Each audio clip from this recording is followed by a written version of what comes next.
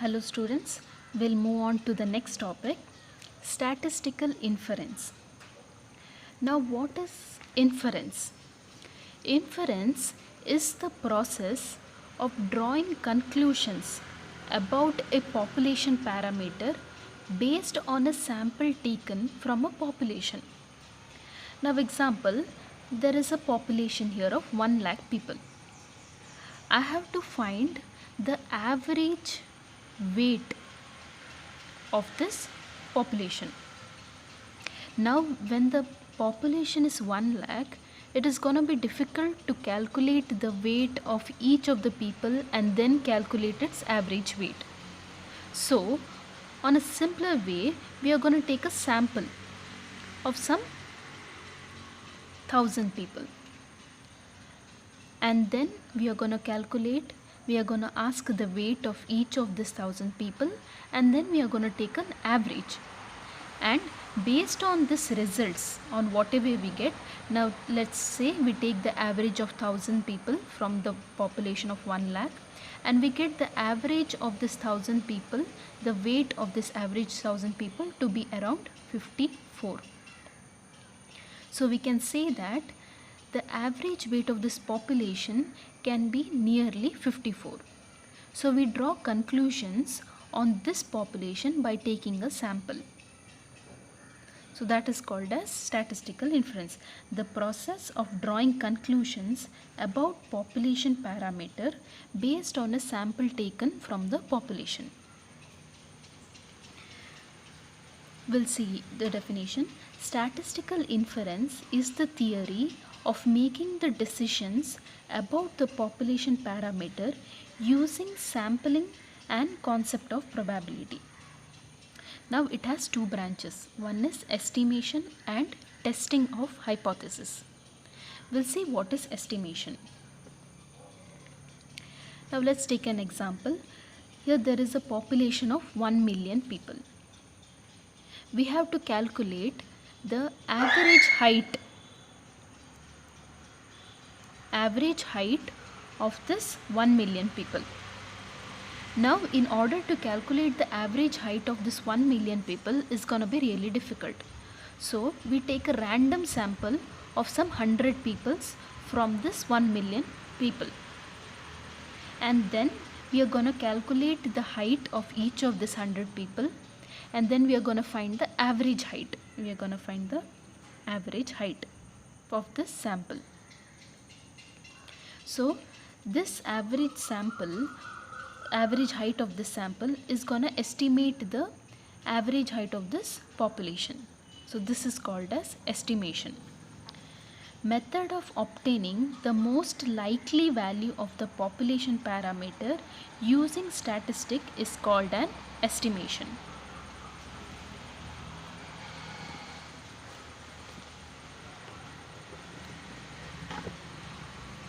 Any statistic which is used to estimate an unknown parameter is called an estimator. Its specific value is an estimate.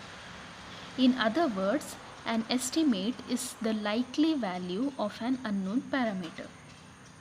Now in this example that we have taken, here the average height, calculation of the average height is an estimator.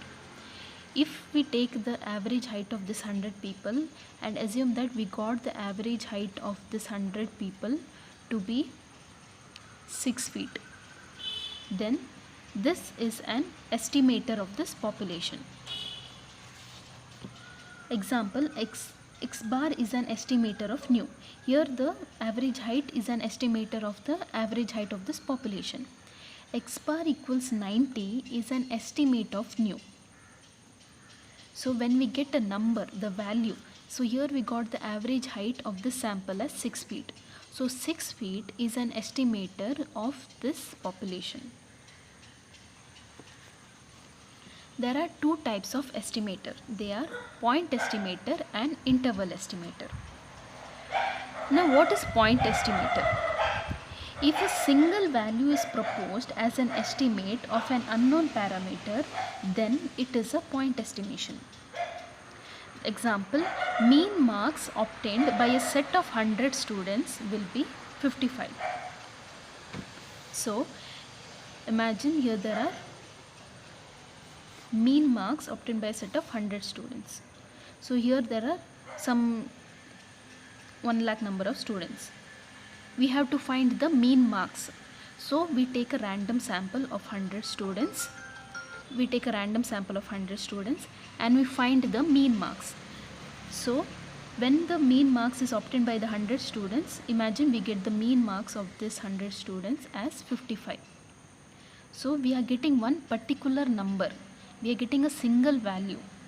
That is, the mean is 55. So this will be a point estimation. If a single value is proposed as an estimate of an unknown parameter, we don't know what is the mean marks of this 1 lakh students. This is an unknown parameter. So what we do, we take a sample of 100 students and we find the mean. And we get the mean to be one single value. So this will be a single value for this unknown parameter. So mean marks obtained by a set of 100 students will be 55. There is another type of estimator called as interval estimation. If an interval is proposed as an estimate of an unknown parameter, then it is interval estimation. Example, a set of 100 students will get second class. That is, mean marks scored by them will be between 50 and 59. Same way, now example, we are taking this 1 lakh students. We have to calculate their mean marks, which is going to be difficult. So we are going to take a sample again of 100 students and we are going to calculate the mean. But we are given this mean in terms of an interval. We are going to say that the mean of this population is going to be between 50 and 59. We are not giving here a particular value. Instead, we are giving here an interval. And we are saying that the average mean of this 1 lakh students is going to be between 50 and 59. An interval T1, T2, which is proposed to contain the unknown parameter, is called the confidence interval. Now we are calculating the mean. Now we are taking first 100 among 1 lakh students, we are taking some 100 students and we'll calculate the mean. Next we'll take some more 100 students and we'll calculate the mean. Again we'll take some more 100 students and we'll calculate the mean marks of these students. We'll take these 3 samples from this 1 lakh students and we'll calculate their mean marks. Say from this sample we got the mean marks to be 54 and from this sample we got the mean marks to be 52 and we calculate the mean marks of this sample, we got to be 56.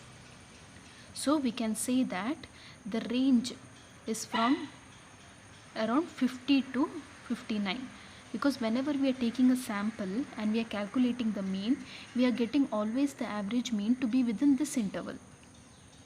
So we can say 50, 59 is the confidence interval. That is, whenever we take any random sample from this population and we calculate the parameter, we are going to get the answer between the confidence interval.